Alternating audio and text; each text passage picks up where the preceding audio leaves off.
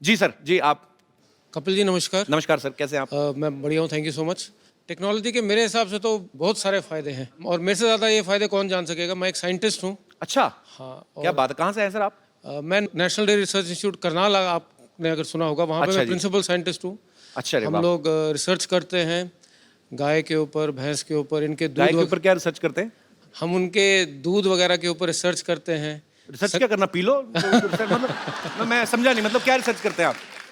एक तो बहुत ही कॉमन तरीका है जो कई सालों से होता है, क्रॉस ब्रीडिंग करते हैं हम लोग। अच्छा जी। अंग्रेजी गाय को देसी गाय से हम क्रॉस ब्रीड करते हैं अच्छा जी। और जो उनके बच्चे पैदा होते हैं वो अच्छी नस्ल तो के फिर होते उनका हैं। पासपोर्ट कहाँ का होता है?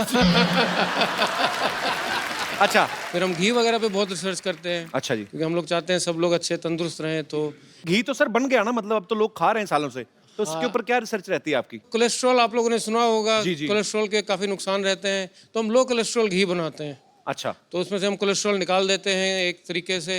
अगर ऐसा पॉसिबल है जैसे गाय को रोज ट्रेडमिल पे दौड़ाओ तो वही कोलेस्ट्रॉल कम वाला घी दे, ऐसा होता है? मतलब ऐसे पूछ रहा हूँ, साइंटिस्ट आप हैं, मुझे आइडिया नहीं। पर सीरियसली अगर देखो पाजी, आप आदमी लेके अपनी गाय को सुबह लेके भागे तो उसके दूध में फैट हो ही ना, कितना हो नहीं सकता सर ऐसे पॉसिबल?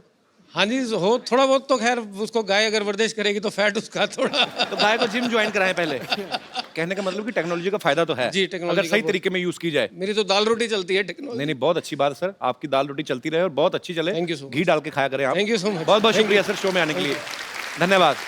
और कोई मेरे दोस्त इस मुद्दे पे विशेष टिप्पणी करना चाहते हो? जी मैडम। Hello sir, hello. मैं अमृतसर से आई हूँ। अरे वाह, हमारे शहर से बहुत बहुत स्वागत है आपका। कहाँ पे रहती है अमृतसर में? अमृतसर में सिटी साइड नमक मंडी। नमक मंडी को नमक मंडी क्यों कहते हैं वैसे? नमक तो वहाँ मिलता नहीं नमक उधर से। ज़्यादा अच्छा मिलता है इसलिए। किसने बोला? मैं भी इतने साल रहा हूँ, मुझे तो नहीं कभी नजर आया। हमारे तरफ आइए, हम आपको लेके देंगे। और एक लकड़ मंडी भी है, वहाँ पे कोई लकड़ी का कुछ हुआ ही नहीं है, ऐसे ही लकड़ मंडी। जी, तो आप क्या विशेष टिप्पणी करना चाहेंगी? एडवांटेजेस हैं उसके टेक्नोलॉजी के, पर बहुत सारे डिसएडवांटेजेस भी हैं। आजकल बच्चे बहुत ज़्यादा उस पर फोकस करने लग पड़े हैं। जी, जी। हम लोग उनको कहते हैं कि भाई चलो अपना होमवर्क मिला है, कुछ सर्च कर लो उसके ऊपर, जी। तो वो पढ़ाई के छोड़ के कोई डोरेमोन ढूंढ रहा होता है, कोई अपना कुछ ढूंढ रहा होता है। तो जी, इसके जी। बहुत साइड इफेक्ट्स हो रहे हैं बच्चों के ऊपर। ये तो है, सच्ची बात है। आजकल ग्राउंड वो होती नहीं जो गेम, जो पहले जब कोई खेलते थे इंडोर मिट्टी में। हाँ, कोई हम नहीं बच्चे रही। मिट्टी में मिट्टी हुए पड़ते थे, 15-15 बच्चे। माएँ पहले 15 बच्चों को नहलाती थी, फिर अपना पहचान के लेके आती थी। वो सिस्टम ही खत्म हो गया है एक्चुअली। मेरा 1.5 साल का बेटा है, वो हर टाइम मोबाइल पे स्टिक रहता है। 1.5 साल का? हाँ, पर चलो, बच्चा मोबाइल पे बिजी रहेगा तभी तो उसका भाई बहन कोई आएगा। और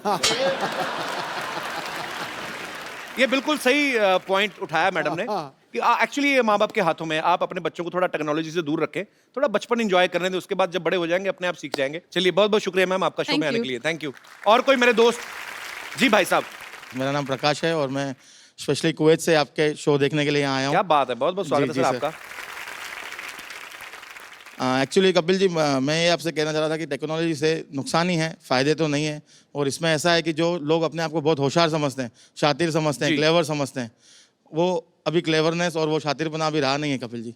उसका कैसे मैं मतलब? मुझे मेरे साथ एक वाकया हुआ है, उसका जी। मैं आपसे शेयर करना चाहता हूँ मेरा वाकया। एक दिन मैं अपनी कॉलीग फ्रेंड के साथ दुबई मॉल में परचेसिंग कर रहा था। कुछ चीज़ मुझे अपनी वाइफ के लिए भी पसंद आ गई। तो किसके साथ शॉपिंग कर रहे थे? अपनी फ्रेंड के साथ, जो वाइफ को नहीं बताया मैंने। जस्ट और फ्रेंड? जी जी जी जी सर। हाँ। और कुछ चीज़ मुझे अपनी वाइफ के लिए पसंद आई। अच्छा। मैंने परचेस की, मतलब व्हाट्सएप पे उसका फ़ोटो खींचा, वाइफ को भेजा। मैंने देखो आपको अगर पसंद आती है तो मैं ले आऊँ आपके लिए, ये 2-3 चीज़ें हैं। तो वाइफ ने कहा ठीक है, ये वाली मेरे लिए पसंद है, ले आओ। लेकिन उसने वो टैग पढ़ा, उस दुकान का नाम देखा और उसने इमीडिएटली ऑनलाइन कैमरा आजकल हर का अवेलेबल है ही सही जी। और उसने घर बैठ के देखा कि मैं किसके साथ हूँ, कहाँ हूँ, कैसे हूँ। और जब मैं घर वापस आया, उसने पूछा आप किसके साथ थे? मैंने कहा मैं तो किसी के साथ नहीं था, मैं तो अकेला था। बोला ये आपका वीडियो है, ये देखो आप इसके साथ थे। तो ये टेक्नोलॉजी का आपको पर्सनली नुकसान हुआ ना? नहीं, हर शातिर इंसान को, Otherwise पर्सनली नहीं, हर शातिर इंसान को जो समझता है कि मैं होशियार हूँ या मैं शातिर हूँ या मैं क्लेवर हूँ, उसे नुकसान ही है। नहीं, बीवियों से ज्यादा शातिर नहीं हो सकते आप। ये तो, पर ये आपकी हिम्मत की मैं दाद देता हूँ। फ्रेंड के साथ गए, महिला मित्र के साथ, उसके सामने बीवी के लिए गिफ्ट ले रहे हैं, तो फिर दोनों जगह। अरे ना, जो आदमी ना हर तरह की डिश खाना चाहता है ना, वो भूखा ही मरता है। शुक्रिया शो में आने के लिए। Thank you. जी, और कोई हमारे दोस्त? जी भाई साहब। नमस्कार कपिल जी। नमस्कार जी, कैसे हैं आप? मुझे ये टेक्नोलॉजी से बहुत चिढ़ है सर। चिढ़ है? हाँ, व्हाट्सएप एंड फेसबुक से। अच्छा मैं एक वाक्य सुनाना चाहता हूँ मेरा। जी प्लीज। 15 साल पहले मेरी शादी हुई थी। अच्छा जी। तभी ये फेसबुक और व्हाट्सएप कुछ नहीं था। अच्छा तो जब रिश्ते आते थे तो मम्मी पापा के पास आते थे, तो जी। उनको उनके मम्मी पापा अच्छे लगते थे तो रिश्ते आगे बढ़ते थे। राइट। तो 2-3 रिश्ते तो ऐसे ही उड़ गए। अच्छा अभी मैं शादी लायक था, एक रिश्ता आया, मम्मी पापा को तो पसंद आया अच्छा कि चलो इनके मम्मी पापा अच्छे हैं। उन्होंने लड़की देखी, लड़की देखने के बाद मुझे बताया कि रिश्ता आया है। अच्छा तो मैंने सोचा कि चलो अभी मुझे भी देखने जाना रहेगा। अच्छा तो मैं देखने गया तो लड़की ने थोड़े नखरे किए और 2 मिनट ही देखने को मिला।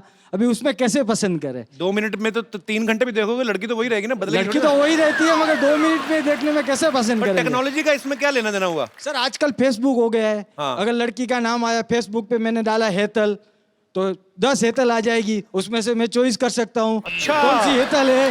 तो अगर तो आपको इस बात से चिढ़ है कि आपके टाइम पे वो क्यों हाँ नहीं जी था? सर, अगर 15 साल पहले ये आ गई रहती तो मैं सबसे पहले घर में देख लेता और मम्मी पापा को बोल देता मुझे ये हेतल पसंद है। अभी जिनसे शादी की वो पसंद है आपको? मेरे नसीब अच्छा था कि मुझे जो पसंद थी उसके साथ ही लड़की, उसके साथ ही शादी हो गई। नहीं आपको बोलना पड़ रहा है ऐसा कि सच्ची में ऐसा नहीं है? नहीं सर, सच्ची में सच्ची में। अच्छा यस सर। तो उनको साथ नहीं लाए? नहीं साथ में आई है मेरी वाइफ, अच्छा, साथ कैसे में ही आप? है। बहुत बढ़िया। चलिए बहुत अच्छा लगा देख तो के आप उसके साथ लिए में। मुझे बहुत चीड़ है। पर नहीं अभी देखिए आपको तो अच्छी बीवी मिल गई ना, बीवी तो अच्छी आपकी मिल गई। पसंद की है। Yes sir. तो अभी चिढ़ क्यों कर? छोड़ो ना। मगर सर फेसबुक रहता तो और भी चॉइस मिलती ना सर। आप सुन रही हैं?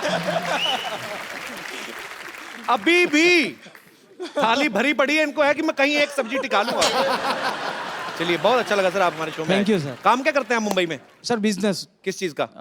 Garment manufacturing. ओके तो आप भी अपनी दुकान के पहनते हैं? नहीं सर, मैं लेडीज के बनाता हूँ, जेंट्स के नहीं बनाता हूँ। मेरी वाइफ को पहनाता हूँ। ध्यान रखा करो इन पे। आपने लेडीज के कपड़े ही क्यों चुने, जेंट्स के क्यों नहीं चुने आपने? सर उसका You एक racist? एक कारण है। यस सर, उसका एक रीजन है। जी। मैं आपको बताता हूँ कि जब शादी हो जाती है तो आदमी पहले सबसे पहले अपनी बीवी के लिए ही कपड़े खरीदेगा। जी। बाद में अपने बच्चे के लिए, जी। और कुछ बचेगा अपने पास तो अपने लिए खरीदेगा। हाय, तो so sweet. बीवी लेडीज के कपड़े में कमाई ज्यादा होती है ना सर। पॉइंट है आदमी की बात में। चलिए बहुत बहुत शुक्रिया आपका शो में आने के लिए। Thank you sir. मेरे पास एक बड़ा खूबसूरत सा गिफ्ट है भाई साहब के लिए। भाई साहब आपको बड़ी प्रॉब्लम है, उस समय में ये नहीं होता था, वो नहीं होता था। मैं आपको एक फोन दे रहा हूँ, बड़ा खूबसूरत मोबाइल है, इसमें सब कुछ है। अपनी बीवी को छोड़ के जिसको मैसेज करना करिए। बहुत बहुत शुक्रिया sir. Thank you so much. Thank you, congratulation. पाजी आज मुझे ना बहुत संभल के और बड़ा सतर्क रह के बोलना पड़ेगा। अरे भाई फिर कॉमेडी कैसे होगी? कॉमेडी भले ही कम हो जाए पाजी, लेकिन थोड़ा सा मजाक गलत हो गया ना मैटर सीरियस हो जाएगा। ओ तो सुन, तू सच बोलियो। जी। जब भी द्वंद्व हो सीधा चलो, सच के रास्ते पे चलो, नैतिकता से कोई समझौता मत करो, कोई पीठ नहीं लगा सकता। क्या बात है। तो आज हमारे मोहल्ले में वो महान शख्सियत आ रही हैं जिन्होंने हिंदुस्तान को एक नई दिशा दी और देश के हित में हमेशा ही अपनी आवाज उठाई। सच की लड़ाई के लिए इन्होंने बहुत आंदोलन किए, धरने किए। ये बहुत ही बड़े समाज सेवक हैं। तो आप सबकी जोरदार तालियों के बीच में इनवाइट करना चाहूंगा हम सबके प्यारे अन्ना हजारे। अन्ना आपका हमारे शो पे बहुत बहुत स्वागत है। आज मुझे अपने आप पे गर्व हो रहा है कि मैं अन्ना के साथ खड़ा हूं। अन्ना आप आइए, यहाँ पे विराजमान हो जाइए। नहीं नहीं रोक यार, रोक। देखो लोग यहाँ पे आते हैं, आज मेरा वहां जाने का दिन। आज पूरी दुनिया में ईंट का जवाब पत्थर से देने के लिए लोग तैयार बैठे हुए हैं। ऐसे में अहिंसा को हथियार बना के सत्य के मार्ग पर चलने वाले लोग बहुत कम है दुनिया में। अन्ना हमें आप पे बहुत गर्व है। अच्छा, मैंने जो अन्ना को देखा है, जितना समझा है, मुझे ये विश्वास हो गया कि सच में बहुत बड़ी ताकत होती है। एग्जाम्पल आपके सामने है। पाजी मैं तो कहता हूं थोड़ी देर के लिए आप भी अन्ना के पास आके बैठ जाओ। आप यकीन नहीं करेंगे, इनके बगल में बैठने वाले सीएम भी बन जाते हैं।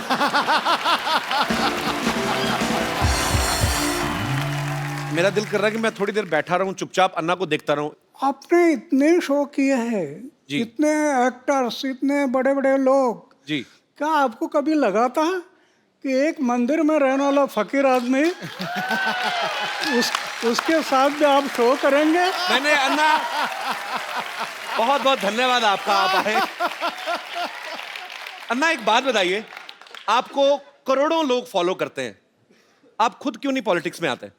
मैं अगर पॉलिटिक्स में गया जी। और इलेक्शन के लिए खड़ा हो गया जी। तो मेरा डिपॉजिट भी जब्त हो जाएगा। क्यों? जी हमारे देश का वोटर जागरूक नहीं है। जी वो 500 रुपए के नोट देखने से भी भूल जाता है। क्या बात है। गुंडा है, भ्रष्ट है, व्यभिचारी है, 500 रुपए के नोट दिखाई दिया उसको वोट दे देता है। जी इसलिए जागरूक मतदार ये लोकशाही का आधार है। जो मतदार अगर देश का जागरूक हो गया तो ये देश आगे बढ़ने में समय नहीं लगेगा। अरे वाह यार वाह। बाजी मैं बहुत प्यार करता हूं अन्ना से और मेरे दिल में बहुत सम्मान है इनके लिए। हमारे देश में इतने बड़े बड़े आंदोलन हुए हैं जो अन्ना की वजह से हुए हैं। अन्ना के साथ करोड़ों लोगों का हमेशा साथ रहता है। मुझे आज सच में यकीन नहीं हो रहा कि अन्ना हमारे शो पे आए हैं। एक्चुअली अन्ना का पूरा नाम जो है वो किशन बाबूराव हजारे है। तो अन्ना नाम आपको किसने दिया? परिवार में सबसे बड़ा भाई है, उसको बोलते हैं अन्ना। ओके तो हम 4 भाई, उसमें सबसे बड़ा मैं था।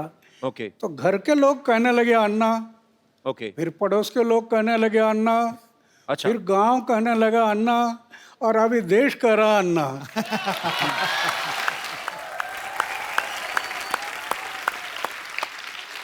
अन्ना, जितना मैं जिंदगी को समझता हूं, जितना मैंने देखा है, मेरी शादी हुई नहीं, आम आदमी जो है, अच्छा आम आदमी भी आजकल आप बोलते हो तो अपने आप खास हो जाते हो।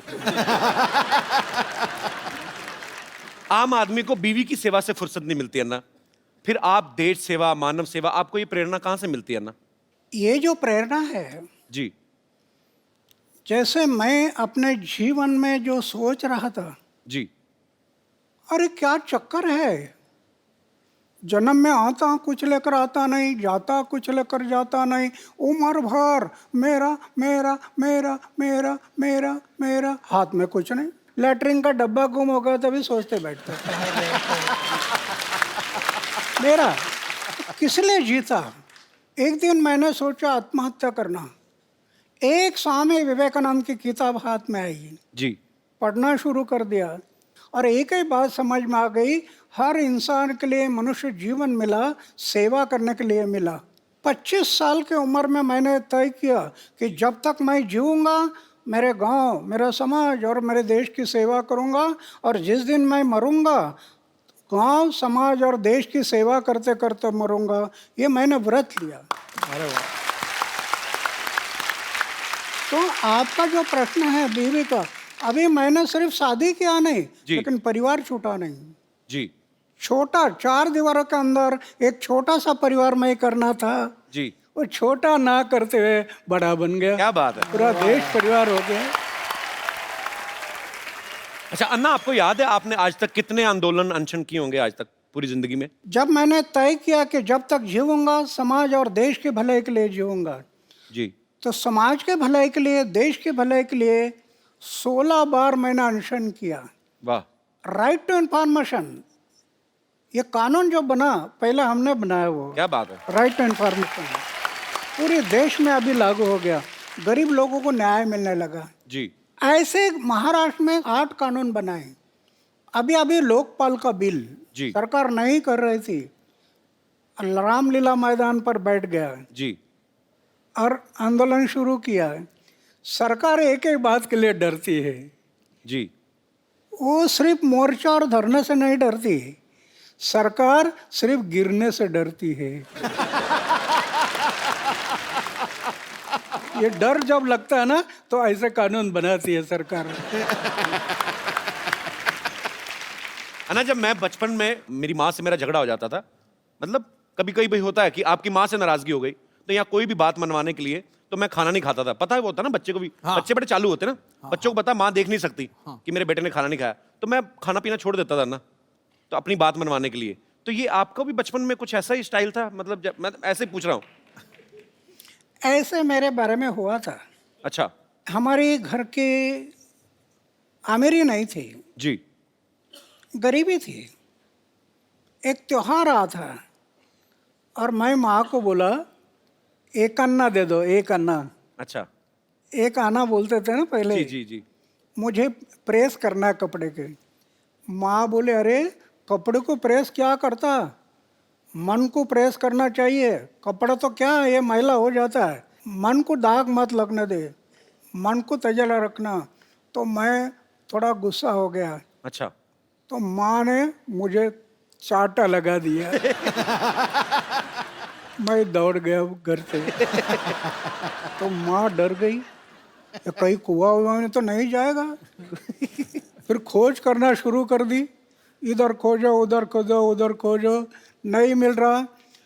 फिर मेरा घर था जी। उसके ऊपर एक ढाबा था, अच्छा। उसमें मैं कबूतर पालता था, कबूतर। तो पीछे के रास्ते से मैं आकर ऊपर बैठ गया और सब देख रहा था, कौन कौन कैसे दौड़ रहा है, कौन सा कैसे भाग रहा है, ये माँ कैसे कर रही है, ये सब मैं देख रहा था। और फिर किसी ने मुझे देखा अच्छा और कहा, अरे अन्ना तो ऊपर है। अच्छा। फिर वो देखने के लिए आए तो मैं मिल गया। तो ऐसे बात हुआ था मैं भी एक बार माँ के साथ, लेकिन वो माँ है, जी बिल्कुल। वो माँ है। हाँ तो फिर भगवान ही हो गया ना। तो तो मतलब खाना पीना नहीं छोड़ते थे आप बचपन में? नहीं नहीं, खाना तो नहीं।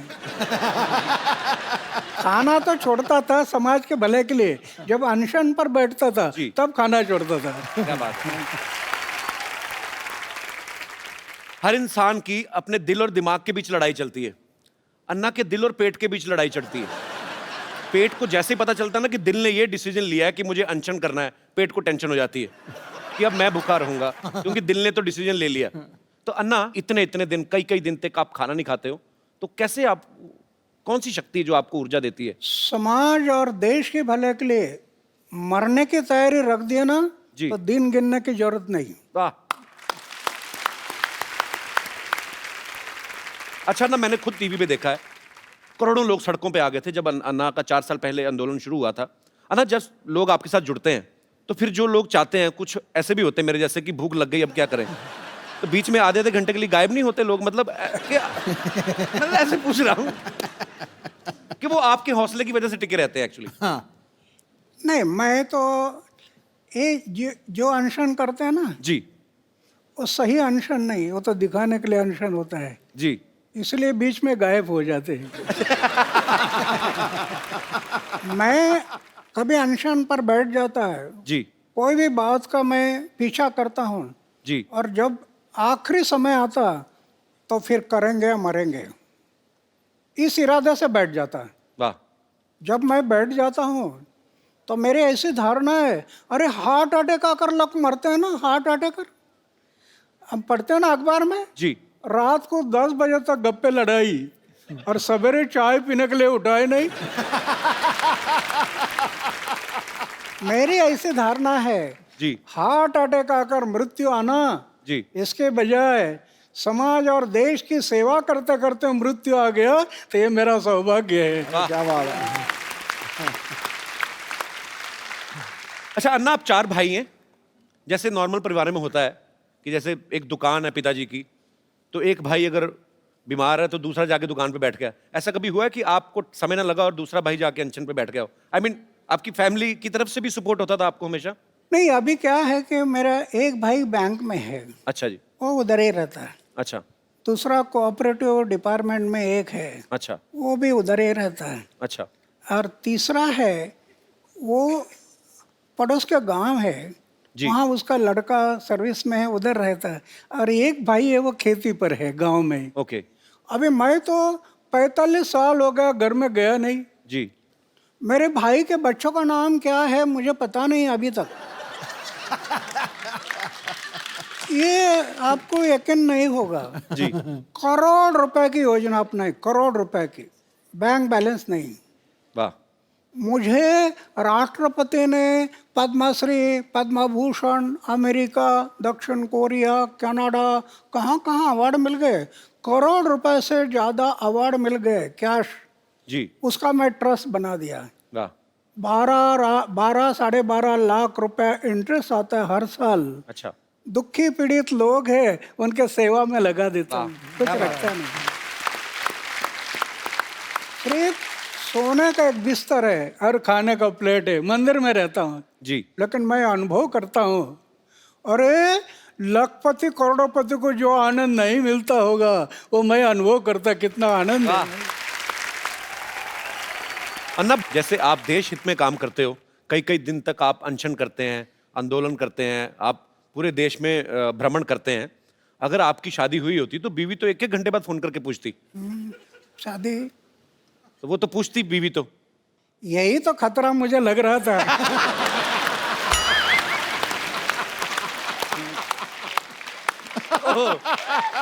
और इसके कारण मैंने तय किया कि शादी नहीं करना। और दूसरी बात यह है 79 ईयर के इस उम्र में जी बैचलर रहते हुए भी इतना भी दाग नहीं जीवन में, इतना भी। वाह क्या बात है। ये भगवान की कृपा है। अगर दाग लग जाता मेरे जीवन में तो इन लोगों ने मुझे तोड़ मोड़ देना था। वाह। आज कुछ नहीं कर सकते, कुछ नहीं कर सकते। अन्ना एक बात और जहन में आती है, मैं बच्चा हूं, आपने पूरी दुनिया देखी है, जैसे मैंने भी अन्ना अभी शादी नहीं की, मतलब करनी है मुझे। करना है? हाँ करनी है। मेरा दिल करता है। ओ, पर मैं जी मेरे जैसा रहना तलवार के धार पर चलने से कठिन है। ये तो है। बहुत, ये मन बड़ा चंचल है, कब धोखा देगा पता नहीं। सही बात है। अच्छा ना, लेकिन हमारा जो समाज है, जैसे आपने निर्णय लिया कि मुझे शादी नहीं करनी है, लेकिन रिश्तेदार जो होते हैं ऊपर से ज्यादा प्रेशर करते हैं, तो आपके रिश्तेदारों से कैसे बचे फिर आप? बहुत हुआ। अच्छा। माँ एक लड़की अल्लाह कराते हैं दिखाने के लिए, अच्छा। मैं बोलता ये पसंद नहीं है। अच्छा, दूसरे आया, पसंद नहीं है। मतलब देख लेते थे आप? रिश्तेदार भी कई लड़की दिखाने के लेकर आते हैं। अच्छा। मैं बोलता पसंद नहीं है। ये लोग सब कहने लगे इसके दिमाग पर कोई असर हो गया, अच्छा। ये पागल हो गया। वो उस टाइम पर उन्होंने मुझे पागल में निकाला, ये मेरे लिए अच्छा हो गया।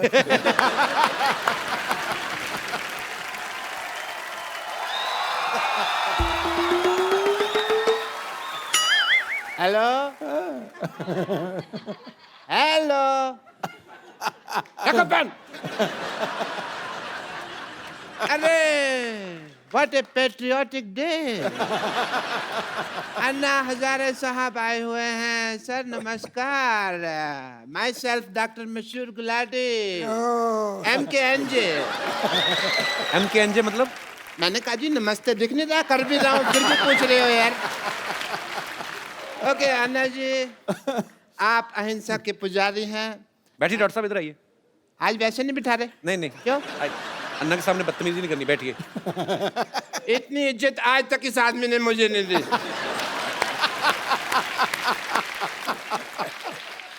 आपका रौब तो है, मानना पड़ेगा। आप अहिंसा के पुजारी हैं and I must tell you Anna Sahab, मैं भी बहुत अहिंसा को मानता हूँ, पर मेरे को लोग मारते हैं, मैं उनके ऊपर हाथ नहीं उठाता। क्योंकि मेरा हाथ पहले मरोड़ देते हैं, मेरा उठता ही नहीं। एनीवे अन्ना जी, मैं आपका बहुत बड़ा फैन हूँ। मैंने आपके जैसा सच्चा ईमानदार इंसान नहीं देखा कभी जी। और मैंने आपके जैसा झूठा 420 नहीं देखा कभी। आप अन्ना के फैन कैसे हो सकते हैं? एक भी आदत है आप में अन्ना जैसी? अरे क्या बात कर रहे हो यार। और मैंने ना अन्ना की तरह समाज सेवा करने का ठान लिया है, पता है आपको। मैंने ना गरीबों में राशन बांटा, आपको पता है। और बाद में अन्ना दुकानदार ने पीटा इनको क्योंकि उसका राशन बिना पूछे बांट रहे थे ये। भाई मुझे नहीं पता था ना कि दान देने के लिए पूछने की जरूरत होती है। मैंने तो ये सुना था भी राइट हैंड से दान दो तो लेफ्ट हैंड को पता नहीं चलना चाहिए, तो मैंने ये बाएं हाथ जेब में डाल लिया। पर दुकानदार ने देख लिया, फिर दाएं बाएं दोनों से उसने मुझे पीटा। खैर छोड़ो इस बात को। आपको पता है कि एक बार मैंने 4 लोगों के साथ मिलके एक बुजुर्ग आदमी को सड़क पार कराई है। तो आप अकेले भी करा सकते थे, 4 लोगों की क्या जरूरत थी? वो मान नहीं रहा था ना सड़क पार करने को, तो जबरदस्ती की मैंने। मैंने कहा इसकी सुनेंगे तो हम तो कभी समाज सेवा कर ही नहीं पाएंगे ना। आपको इस बात के लिए मार पड़ सकती है डॉक्टर साहब। अहिंसा के पुजारी यहाँ बैठे हुए हैं और तुम हिंसा की बात कर रहे हो। अच्छा अन्ना जी एक बात बताइए, आप अनशन पे बैठते हैं, धरने पे बैठते हैं, आपको कोई कुछ नहीं कहता, मेरे को उठा के बाहर फेंक देते हैं, ऐसा क्यों? तुमने कब दिया धरना? तो झूठ बोल रहे आप तो। मैंने धरना दिया ना, पब्लिक गार्डन में 200 दिन धरना दिया मैंने। अन्ना इसने पता क्या किया? ये पब्लिक गार्डन में बैठ गए, बैठे बैठे इन्होंने वहां पे जाके कमरा बना लिया एक। उसको धरना थोड़ी, उसको तो कब्जा बोलते हैं। कमरा नहीं बनाया था, 2 BHK बनाया था वहां पे।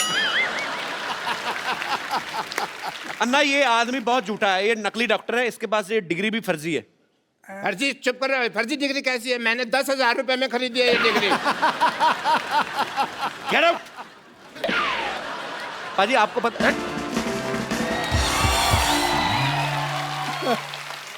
आप सबको पता ही होगा पर मैं फिर भी बताना चाहता हूं कि अन्ना के ऊपर एक फिल्म बन रही है जिसका नाम भी अन्ना है। अन्ना, देश सेवा करते करते आपने तो खैर, आप तो दिल से कर रहे हैं, पर आपने कभी सोचा था आपके ऊपर कभी कोई फिल्म बनाएगा कोई डायरेक्टर? एक फकीर आदमी उस पर ऐसे फिल्म बनेगी ये मुझे सपना में भी कभी नहीं लगा था। लेकिन जो काम खड़ा किया है जी वो पूरे देश में फैल गया था। जी। और हमारे जो रविंद्र जैन के भाई है मनेंद्र जैन, जी उनको लगा कि ये काम समाज के सामने जाना बहुत ज़रूरी है। बहुत जरूरी है। जी वो मुझे बताने लगे कि ऐसे ऐसे फिल्म बनानी है। जी और उसमें जो काम करने वाले लोग हैं, जी। इन्होंने इतना मेहनत किया।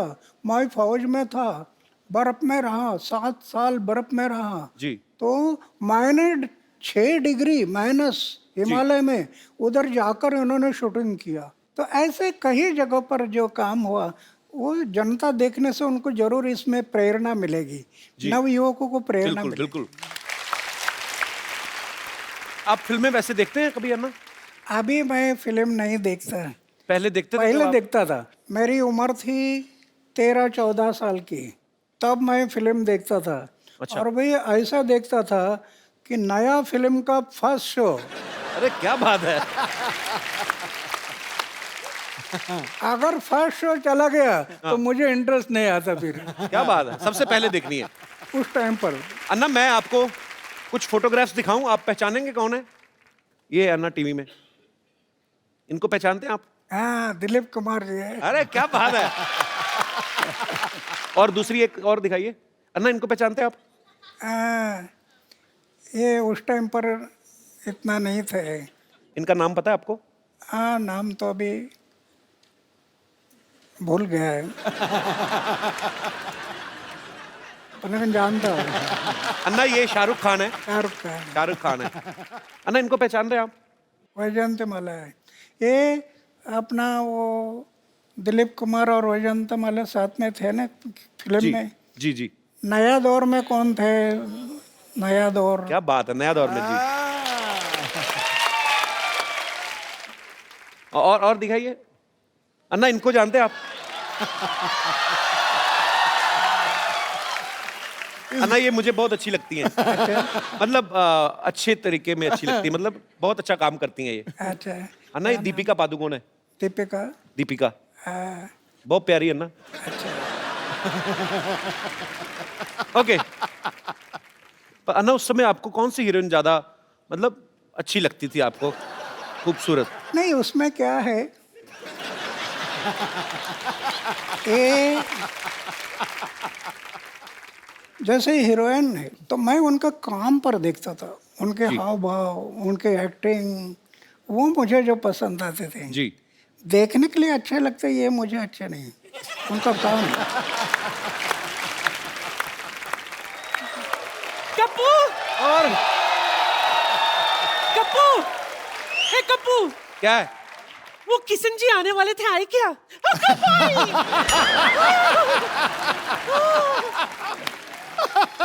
असं कसं? नाही, किती वेळ लावला तुम्ही माझ्या दारावर यायला? क्या बोली नानी? कितना वक्त लगा दिया मेरे चौखट पे आने के लिए? नानी, ये अन्ना हजारे जी हैं। दुनिया के लिए। मैं तो उनको तब से जानती हूँ जब ये किशन बाबूराव हजारे हुआ करते थे, है ना? मुंबई में इनकी फूलों की दुकान थी। अच्छा। हाँ, ये देखिए मैं आपके लिए क्या लाई हूँ।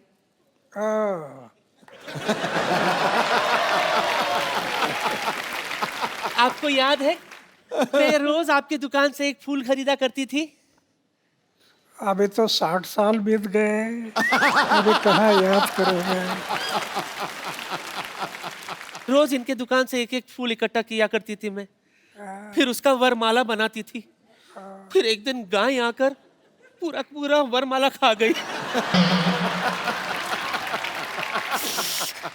मेरा सपना धरा का धरा रह गया। लेकिन सच कहूं, मुझे उस बात का बिल्कुल भी अफसोस नहीं है।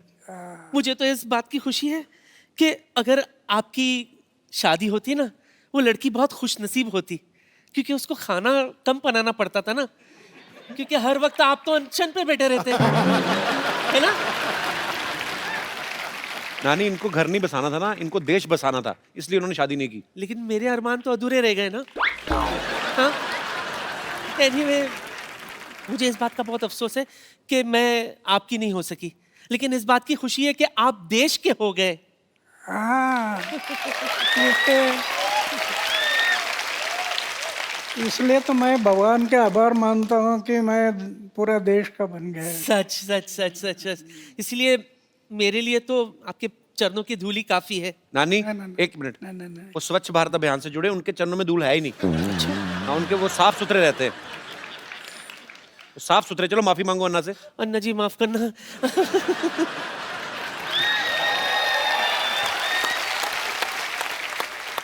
अच्छा अन्ना, हमने सुना है कहीं पे आपके बारे में पढ़ रहे थे, तो ऐसे सुना था कि फौज में जब आप भर्ती होने गए तो जो मापदंड होते हैं प्रॉपर की, हाँ, फिजिकल फिटनेस और ये सब चीजें, तो एक दो चीजों में शायद आप पास नहीं हुए थे, तो उसके बावजूद भी उन्होंने आपको फौज में भर्ती किया, तो उसके पीछे क्या कारण था अन्ना? 1962 में चाइना ने हमारे ऊपर हमला किया जी। हमारे बहुत जवान मारे गए। अच्छा। और फिर देश को लगा कि जवानों की जरूरत है। मेरी ऊंचाई नहीं थी, अच्छा। छाती चौड़ी नहीं थी जी। लेकिन इमरजेंसी थी, देश को युवकों की जरूरत थी। अच्छा। इसलिए मेरा सिलेक्शन हो गया। मैं 14 लोगों का कमांडर था जाते समय। अच्छा। तो हम सब लोग 14 लोग थे। उन्होंने सोचा कि जब तक शरीर में प्राण है तब तक देश की सेवा, समाज की सेवा करनी, ये तय किया। और मेरी छाती चौड़ाई ये कुछ नहीं थी, फिर भी देश की सेवा करते रहे। और 15 साल के बाद मैं पेंशन पर आ गया। वाह। और ये सच्ची बात है, ये हमारे जवान जो हैं, जब आप फौज में भर्ती होते हैं, उनकी ट्रेनिंग बहुत मुश्किल होती है, और ट्रेनिंग के बाद जब उनको अपॉइंट किया जाता है, जब उनकी पोस्टिंग होती है, और मेरा सैल्यूट करने को दिल करता है हमारे जवानों को। और हमारी पूरी टीम की तरफ से हमारी कभी कोशिश रहेगी कि हम अपने देश के जवानों के लिए ज़रूर एक अच्छा सा शो ऑर्गेनाइज करें। और बहुत दुख होता है जब हमें कभी ऐसी न्यूज़ सुनने को मिलती है कि सरहद पे या कहीं पे भी हमारे देश के जो जवान हैं, उन्होंने देश के लिए अपनी शहादत दी। हम उनके परिवारों के साथ हैं, हमारी शुभकामनाएं उनके साथ हैं। बहुत बहुत शुक्रिया। अच्छा ना, ऐसे मन में सवाल आया, जैसे मेरे 3 मामा हैं, तीनों ही आर्मी में थे, तो वो कहते थे कभी कभी हमें ना बर्फ में पीनी पड़ जाती है, मतलब ऐसे ही। अन्ना, आपने कभी नहीं ट्राई की? मैं शुरू में जब बर्फ में मैं गया जी, तो 2 पैक रम मैं पीता था शुरू में। लेकिन जब स्वामी विवेकानंद की किताब पढ़ी जी, जीवन समझ में आ गया कि सिर्फ खाना पीना और मरना इसके लिए जीवन नहीं। फ्री रम मिलती थी, फ्री जी, लेकिन कभी मैं हाथ नहीं लगाया उसको। वाह। 1975 में पेंशन आ गया, अभी 38 साल बीत गए, हमें 2 बोतल रम मिलती हर जवानों के लिए। अच्छा। लेकिन मैं कभी रम लेने के लिए गया नहीं। आज मुझे दुख होता है, ये दोनों देशों को अभी फिर से लड़ाई करना ठीक नहीं है। दोनों की आर्थिक स्थिति फिर बहुत विकट है। एक लड़ाई में कितना खर्चा आ जाता है जी, देश कितनी जाने चली पीछे जाता है। ये आज वो लड़ाई होना नहीं चाहिए ऐसे मैं मानता हूँ। लेकिन अगर पाकिस्तान नहीं मानता है तो 79 ईयर मेरा एज हो गया, और जरूरत पड़ी तो फिर मैं सीमा पर जाने के लिए तैयार हूँ। क्या बात है। और कप्पू शर्मा, ओहो, वाह वाह वाह वाह, हमारे तो भाग्य ही खुल गया अन्ना, आप हमारे मोहल्ले में आए। देखिए मैं आपके लिए चाय लेकर आया हूँ। अन्ना चाय पीते नहीं है? उनको जूस पिलाओ, बेवकूफ आदमी। जूस तो इनको बड़े बड़े लीडर नहीं पिला सके, मुझसे क्या पियेंगे ये। देखा बाजी, आज पहली बार इसने फंबल नहीं मारा आके। पूरी लाइनें कड़क करके बोली हैं। हाँ। ये मतलब ये अन्ना के पास आने का जादू है, ये आदमी में अपने आप कॉन्फिडेंस आ जाता है। और मैंने इनसे ये सारी चीजें सीखी हैं। इनसे तो मैंने सादा जीवन जीने का, उबलते हुए विचारों को। ओए, उबलते विचार नहीं, उच्च विचार। हाँ, तो अब मेरा काम चाहेगा, मेरे विचार तो उबलेंगे ही ना।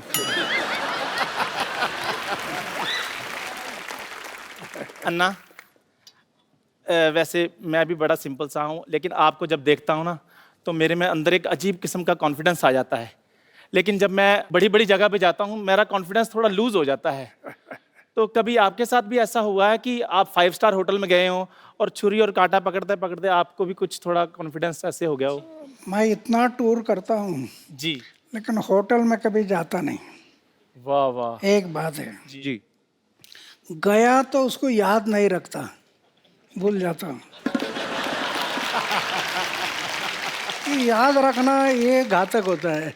जी जी। इसलिए मैं याद नहीं रखता। इसको भी अन्ना, इसके माता पिता ने याद नहीं रखा, भूल गए वो। अच्छा अन्ना, मुझे एक बात प्लीज बता दीजिए कि मैं एक आम आदमी चाय बेचने वाला हूं, मैं कहां तक पहुंच सकता हूं अपनी लाइफ में? अरे हमारे देश का उदाहरण है ना, जी।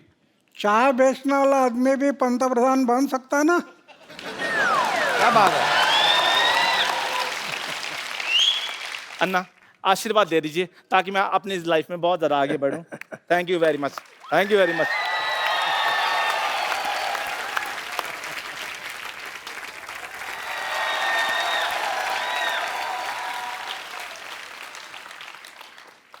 कपूर भैया, क्या है? अब मुझे स्कूल नहीं जाना। क्यों, क्या बात हो गई? अरे वहाँ मुझे रोज मुर्गा बना देते, बड़े को क्या मैं मुर्गा बनूंगा? नजारे जी, आशीर्वाद दो, आशीर्वाद दो। कैसे हो? मैं तो ठीक हूँ, पर आपसे मुझे क्वेश्चन पूछना था। बैग उतार दे बेटा, इतना भारी बैग क्यों लगा तुम? भारी नहीं है, हाँ। पर मैं ये कह रहा था कि आपके टाइम पे भी स्कूल में पनिशमेंट मिलता था, मतलब जी हाँ, हमारे टाइम पनिशमेंट मिलता। छड़ी थी, छड़ी। गलती किया तो ऐसा हाथ करना और टीचर मारता था छड़ी से। तो वो तो मेरी हमारे हैबिट है। मराठी में कहावत थी, छड़ी लागे छम छम, विद्या ये घम घम। ऐसी कहावत थी। लेकिन अन्ना आजकल बंद हो गया है स्कूलों में ना? अभी नहीं, आजकल नहीं मारते। अभी मारने के लिए परमिशन नहीं, जी। इसलिए तो शिक्षा का दर्जा डाउन हो गया। अन्ना, ये मेरे को बड़े सवाल इसने मुझे बोला था कि मैं अन्ना से पूछना चाहता हूँ। जैसे आजकल ना बच्चे मोबाइल पे ज़्यादा गेम्स खेलते हैं, तो अब ये बच्चों की तरफ से ये सवाल था कि आप बचपन में क्या खेल खेला करते थे? हम तो गांव में लगोरी थी, लगोरी। अच्छा। ये पत्थर एक के ऊपर एक रखना, हाँ। और उसको तोड़ना। हाँ। फिर ईटी डांडू, वो हाँ, डंडा वो और डंडे ईटी गिल्ली के साथ गिल्ली डंडा घुमाना। फिर खो खो, हाँ, कबड्डी, जी। ऐसे खेल हम लोग खेलते थे। तो शरीर भी फिट रहता था। हाँ, आप मोबाइल वगैरह सब सीखना है, लेकिन साथ साथ चारित्र को संभालना, आचार शुद्ध रखना, विचार शुद्ध रखना, जीवन निष्कलंक रखना, दाग नहीं लगना जीवन में, बेदाग जीवन है, तो आप कल के महापुरुष बन जाएंगे। अच्छा बेटा, समझ में आई अन्ना की बातें ना? चलो पाँव छुओ, आशीर्वाद लो, चलो।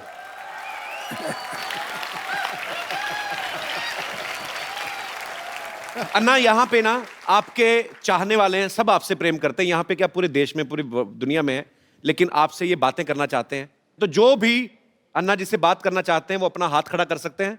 जी। Hello Sidhu sir. Hello. Hello Kapil sir. Hello. Hello Anna जी।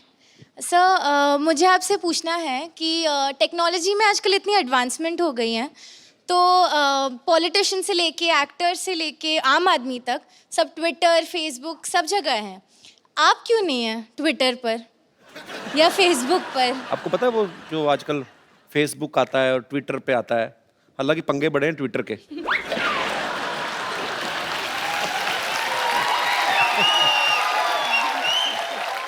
नहीं, मेरा ये दुर्भाग्य है कि मैं ज़्यादा पढ़ाई नहीं कर सका, लेकिन विज्ञान ये बढ़ते जा रहा है। दुनिया में आश्चर्यजनक प्रगति हुई है, टेक्नोलॉजी में बहुत डेवलप हो गया है। एक तरफ विज्ञान ने अंतरिक्ष में प्रवेश किया, लेकिन दूसरी तरफ अध्यात्म ने अंतरिक्ष अपने अंदर भी प्रवेश करना जरूरी है।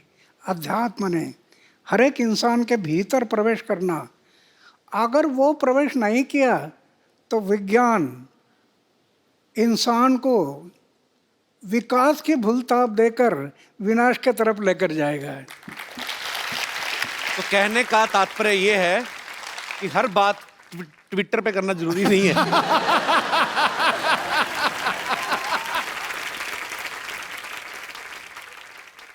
चलिए, बहुत बहुत शुक्रिया शो में आने के लिए। Thank you, ji, sir. और कोई मेरे दोस्त?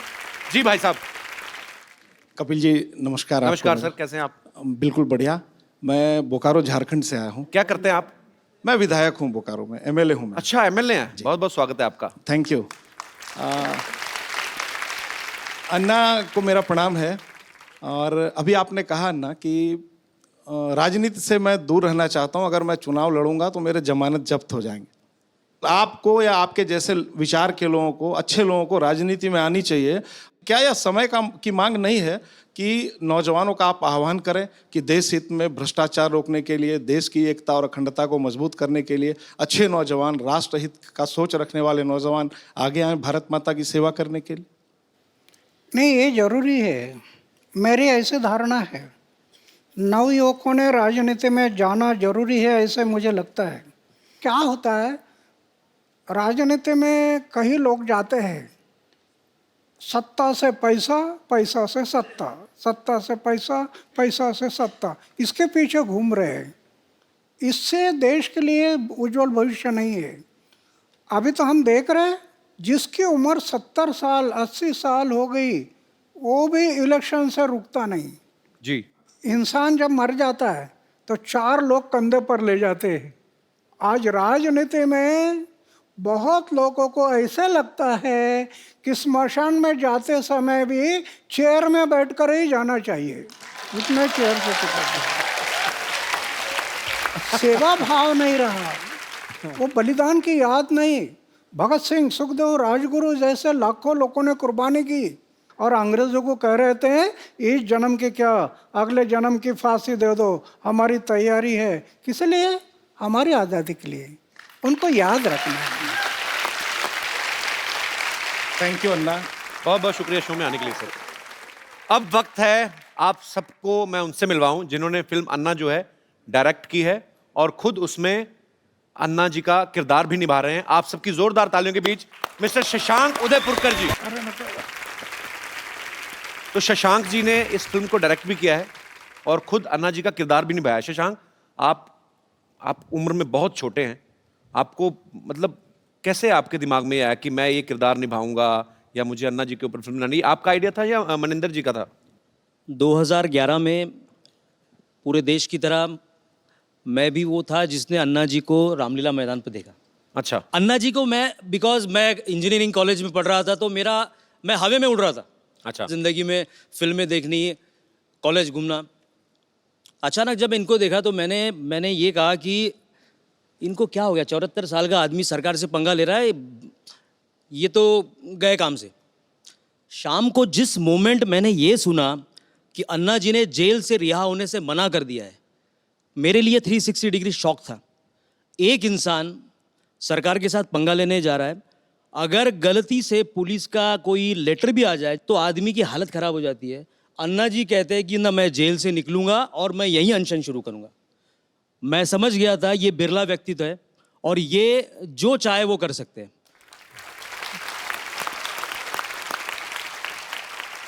उस दिन से 13 दिन मैंने खाना पीना सब टीवी के सामने कर रहा था मैं, और उसी वक्त सोच लिया अगर जीवन में अब अगली फिल्म में अगर करूंगा तो मैं अन्ना जी पे करूंगा। सारा रेकी करने के बाद बड़ी हिम्मत से मैं रालेगन गया। अच्छा।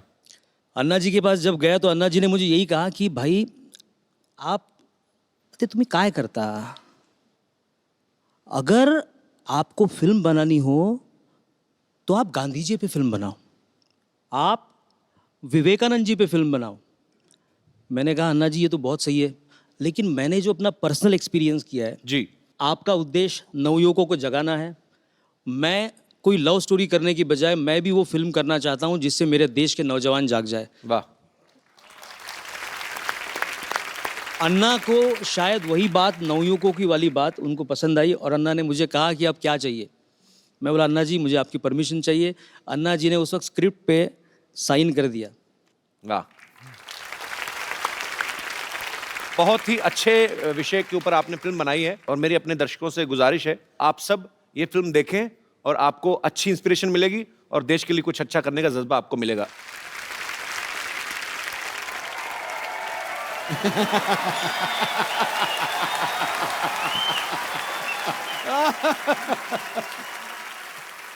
हमारा मांगे पूरी करो, हमारे मांगे पूरी भरो। अरे क्या मांग है? यहाँ करो चल रहा है, भरो नहीं चल रहा है, मुद्दा कुछ और है, समझी? अरे तो हमारा मुद्दा अलग है, वो आपका मुद्दा है, और वैसे भी आपका मुद्दा बहुत ही गंदा है। इस पे थोड़ा मेकअप लगा के ठीक करो अपने मुद्दे को। फालतू बात नहीं करो, मुद्दा वही रहेगा मांग पूरी करने का। तुम्हारा भैया हमारा मांग पूरी नहीं करता है। अरे तो कैसे करेंगे? इनके मांग पूरी करते करते हमारे भैया खुद मांगने पे आ गए हैं। परसों के दिन पे लिपस्टिक खरीदने के लिए इनके लिए लिपस्टिक खरीदे, अपना बनियान बेचना पड़ा उन्हें। झूठ बोल रही है, तुम्हारे भैया तो बनियान पहनते ही नहीं है। अरे तो बेच दिए हैं तो कहाँ से पहनेंगे? चल अभी बनियान छोड़, अन्ना जी बैठे हैं वहाँ, उनका आशीर्वाद ले ले। चल आजा।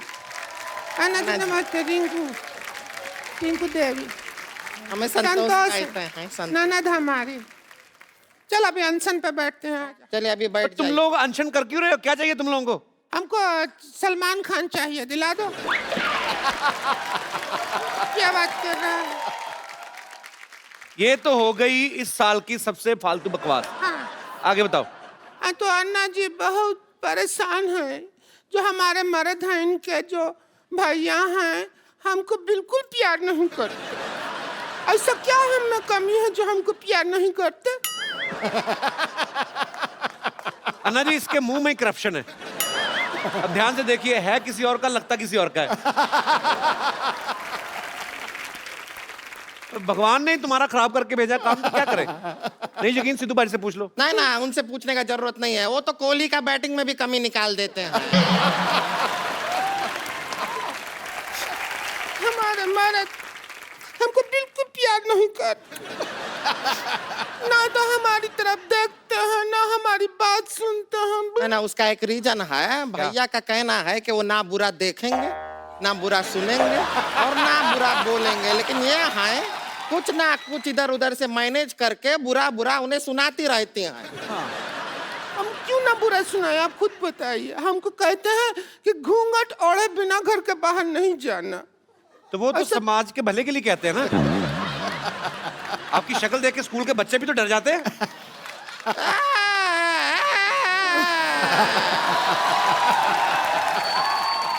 कुछ भी बोलते रहते हैं, बच्चे डर जाते हैं। अरे ऑफिस जाने वाले बड़े बड़े मूंछ वाले लोग भी डर जाते हैं। तुम्हारे भैया तो नहीं डरते हैं मुझसे। तो उनकी मूंछ भी किधर है? पहले मूंछ हुआ करती थी, पैसा का जरूरत पड़ा तो लाला ने कहा कि मूंछ रख दो, पैसा ले जाओ, तो मूंछ उतार दिया। अच्छा चलिए छोड़िए, बहुत ज्यादा छीछा लेदर हो गया है।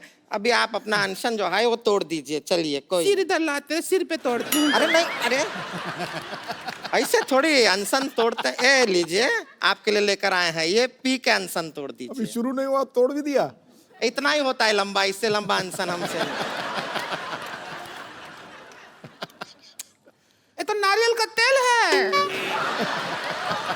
हम नारियल का पानी हिला रहे थे, वो नारियल थोड़ा ज्यादा दब गया हमसे, तो तेल निकल आया।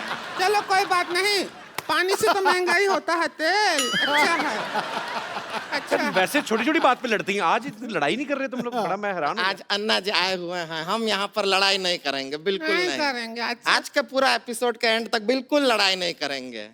आज वैसे भी 2 अक्टूबर है, तो आपके लिए कुछ प्रस्तुति करें? मैं अपने दर्शकों को बताना चाहता हूं कि मनिंदर जैन जी प्रख्यात म्यूजिक डायरेक्टर रविंदर जैन जी, ये उनके छोटे भाई हैं। धन्यवाद, बहुत बहुत धन्यवाद। तो मनिंदर जी, शशांक आपसे मिले थे आपके ये आइडिया लेकर? शशांक मुझको मिला, पहली मुलाकात में मैंने हाँ कर दी। लकीली उस समय मेरे बड़े भाई रविंद्र जैन जी मेरे साथ में थे जी। उन्होंने भी सुना और उन्होंने तुरंत उसी समय 2 लाइन गाई थी, कोई तो है जो देश की चिंता करता है। उसी समय उन्होंने बोला था और मुझसे कहा था कि जाओ तुम इस फिल्म को जरूर बनाओ। वो मेरी इसकी शुरुआत थी। इस फिल्म में अन्ना जी जब 9 साल के थे तब इनकी माँ ने सिखाया, संस्कार दिए। इसके बाद मिलिट्री में रहे। तो ये जो एक 9 साल के बच्चे से लेकर के 79 ईयर्स तक का जो सफ़र है वो हमने किस तरह से दिखाया है, अगर आप इसको देखेंगे तो आप ताज्जुब कर जाएंगे। मेरा मन है कि इस फिल्म को देख करके अगर हमारे देश में कुछ और अन्ना, कुछ और गांधी जी पैदा हो जाएं तो मेरा बनाना सफल हो जाएगा। कपिल जी, जी सर, बहुत बड़ी कॉज में आप हमारे सहभागी बने हैं सर। इसी के लिए मेरा मन है कि मैं आपको कुछ भेंट करूं। जी प्लीज, अगर आप कहें तो मैं ऊपर आऊं। जी जी प्लीज। Thank you.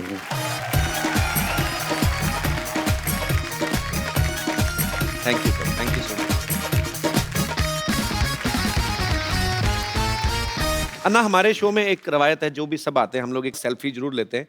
आप सबके साथ भी एक।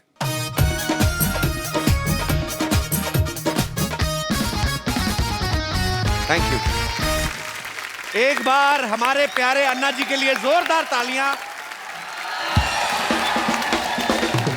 समाज का परिवर्तन लाना, देश को खड़ा करना, ये सबका हमारा मकसद यही है। तो मैं ज़्यादा ना कहते हुए मेरे साथ में थोड़े एक घोषणा देंगे ऐसे अपेक्षा करता हूँ। भारत माता की जय! भारत माता की जय! वंदे मातरम! वंदे मातरम! इंकलाब जिंदाबाद! इंकलाब जिंदाबाद! धन्यवाद। आप सब लोग ऐसे ही अपने अपने घरों में हंसते रहिए, मुस्कुराते रहिए, और अगर किसी के लिए कुछ अच्छा कर सकते हैं, देश के लिए कुछ अच्छा कर सकते हैं, जरूर करिए और देखते रहिए द कपिल शर्मा।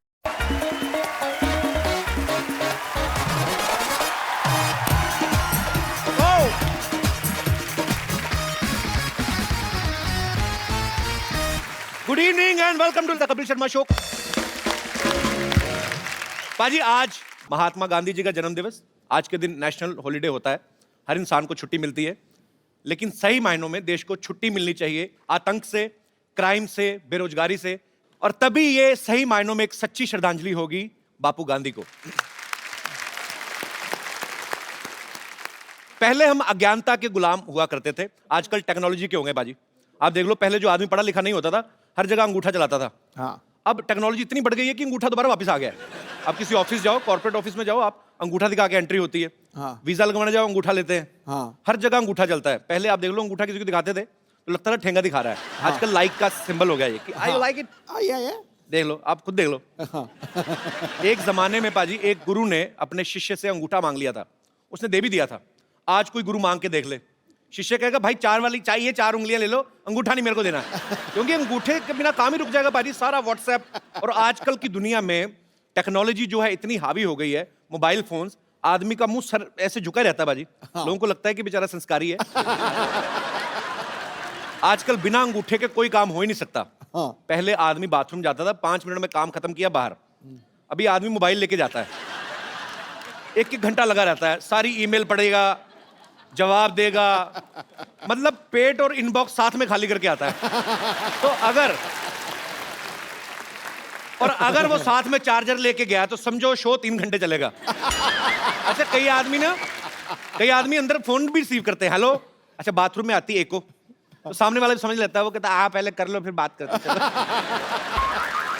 यार। अच्छा, पहले लोग फेस टू फेस बात करते थे, आजकल घर में आप देख लो, परिवार के आपस में जो मेंबर है वो मोबाइल पे बात करने हैं। जिनके घर पे एक बच्चा है, जिनको प्राइवेसी नहीं मिलती, तो बाप बाहर ड्राइंग रूम में बैठा है, माँ बच्चे को सुलाने गई है, बाहर से मैसेज करता है, मुन्ना सो गया तो आऊं? अंदर से रिप्लाई आता है, आ जाओ, मम्मी सो गई है, मैं मोबाइल पे खेल रहा हूं। रंग में भंग। आजकल देख लो जो काम करने जो भाई आते हैं वो भी बड़ा मोबाइल फ्रेंडली हो गई हैं। एक किसी मेम साहब ने पूछा तो कल काम पे क्यों नहीं आई? कहती साहब मैंने ना कल साहब का स्टेटस पढ़ा था फेसबुक पे, लिखा था इट्स रेनिंग फीलिंग रोमांटिक, तो मैंने सोचा काहे को डिस्टर्ब करने का। मतलब कुछ भी हो रहा है। आजकल तो लोग मोबाइल से पैसे भी ट्रांसफर कर देते भाजी। पहले के जमाने में अगर कहीं किसी को पैसे लेके जाना होता था, आदमी की जान सुखी होती थी। और अगर एक शहर से दूसरे शहर जाना है तो मरा होता था अंदर से वो कि यार कैसे लेके जाऊंगा। तो मैं देखता था पुराने बुजुर्ग अपनी बनियान के अंदर भी जेब रखते थे, कुछ पैंट के अंदर चोर जेब, कई तो लंगोट में छुपा के लेके जाते थे। लोग बोलते ना पैसा किसको छुपता है, उसको छुपता था जो लंगोट में लेके जाता था। और चलता भी ऐसे ऐसे था। अगर कोई पूछता था क्यों भाई, दाद है? नहीं दाद नहीं, जायदाद है।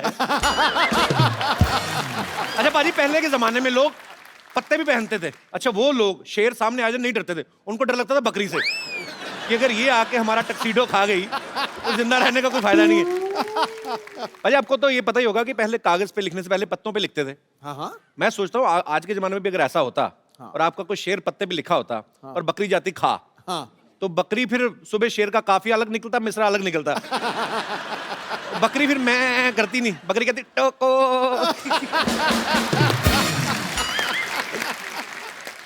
अच्छा आजकल तो लड़का लड़की एक दूसरे को जानते नहीं, फेसबुक पे सीधा फ्रेंड रिक्वेस्ट भेज देते हैं। पहले के जमाने में जवान लड़कों को अगर कोई लड़की पसंद आती थी शादियों में, तो पहले किसी बच्चे को बताते थे, उसको चॉकलेट देते थे, फिर उसके हाथ में मैसेज भेजते थे। ये दिनेश है ना, इसने सेम फॉर्मूला आजमाया। इसने एक बच्चे को चॉकलेट खिलाई, बच्चे ने चॉकलेट खा ली, चिट्ठी फाड़ती करे तेरे से नहीं पटेगी। कई बच्चे बड़े चालू होते हैं। अच्छा पहले के जमाने में जब लड़की को देखने आते थे लड़के वाले, लड़की सर झुका के बैठी रहती थी, आज भी बैठी रहती है, लेकिन आज रीजन अलग है।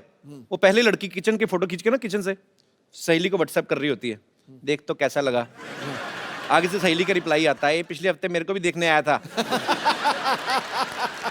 मना कर देना, है चाय बिस्कुट का शौकीन है, इस चक्कर में लड़कियां देखने जाता रहता है।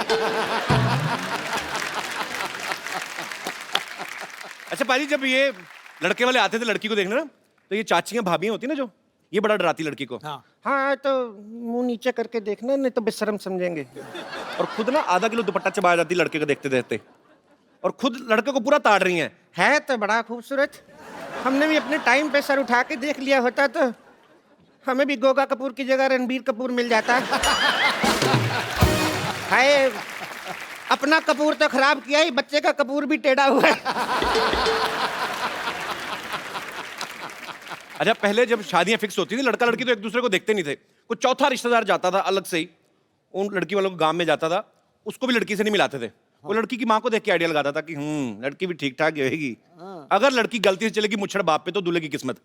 दूल्हे को जाके सुहागरात पे देखने को मिलता था, घूंघट उठाता था, तब पता चलता था कि लॉटरी निकली है कि पत्ते पिट गए। पाजी यहाँ पे बस नहीं होता था, अगर तो बीवी मनपसंद निकल आई तो 4-5 बच्चे हो ही जाते थे, और अगर मनपसंद नहीं निकली गुस्से में 7-8 होते थे। फिर खाना पकाने में कितनी मेहनत होती थी, जाओ जंगल में जाके 2 घंटे लकड़ियां ढूंढ के लाओ, फिर चूल्हा जलाओ, खाना बनाने में 4-5 घंटे। आजकल आप किसी तरह का भी खाना ऑर्डर कर दो, आपके घर में आधे घंटे में आ जाता है। फिर उसको पचाने के लिए आदमी को 2-2 घंटे लगते हैं, वॉक करती है, फिर सैर करते हैं, ट्रेडमिल पे भागते हैं, लास्ट में चूरन ही काम आता है।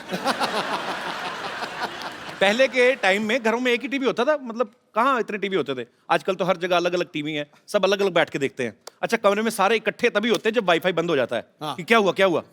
उस समय एक ही प्रोग्राम आता था, सारे मियाँ बीवी दादा बच्चे पोते सब कृषि दर्शन लगा, उसी को देख के एंजॉय कर रहे हैं। उसमें एक आदमी आता था, हम आपको बताएंगे अपनी खड़ी फसलों को बर्बाद होने के उपाय। अच्छा खड़ी फसलों के बारे में वो बता रहा है जिसकी अपनी फसल सारी उड़ चुकी है। तो मतलब जब बच्चा होता था दादा कहता था भी ना तो मेरे पे गया ना तेरे पे, बच्चा ये जवार के बूटे जैसा क्यों है। तो कहता पापा जी सारा दिन बहू कृषि दर्शन देखेगी तो बच्चा जवार के बूटे जैसा ही होगा। पर एक बात है, ऐसी बात नहीं है कि टेक्नोलॉजी के फायदे नहीं है, नुकसान भी हैं कुछ। पर मैं आप सब लोगों की राय जानना चाहता हूं, आपको क्या लगता है कि टेक्नोलॉजी के क्या क्या फायदे और क्या क्या नुकसान है। कोई मेरा भाई बंधु विशेष टिप्पणी करना चाहता हो। आप बड़ी खूबसूरत बन के आई मैम, शादी से आ रही हैं कहीं कि जा रही हैं कहीं? अच्छा बहुत प्यारी लग रही हैं आप, बहुत शुक्रिया आपका शो में आने के लिए।